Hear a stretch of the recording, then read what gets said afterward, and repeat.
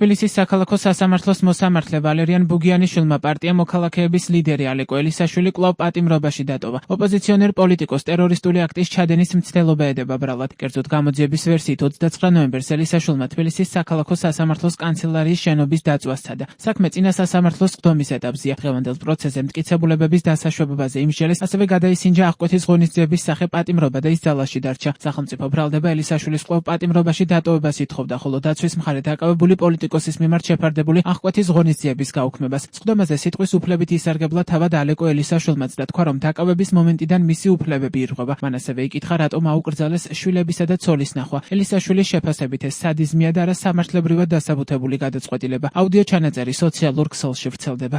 1-4 საათი გონდა ხელმოწყობილები სულცუთან დაძებული ძალიან ის მე კაფეში და დაკავების იზოლატორში და საფინანსო მოყოლესი გრაფის ხელები და დოშ მოყოლე პროკურორი დაწუნებული ვარ ძმას ადეს პოლიციას უკვე ალბათ ის კლასოვი და დაკერის პირას არის სოციალისტი ახლა პრეზიდენტი და შევატოს მაგრამ გარდა კიდე არაერთია მაგრამ არის ისოელი იმაზე გამოძიებები მიდის პოლიციელებმა რამდენჯერმე გუქურად რომ ცეხა რომელი სტრუქტურად იძიება და იდახურეს მე საერთოდ ეს ფაქტს უკავშირდება ასაკმის მაგრამ ამ საქმეზე კი იცის პროკურორმა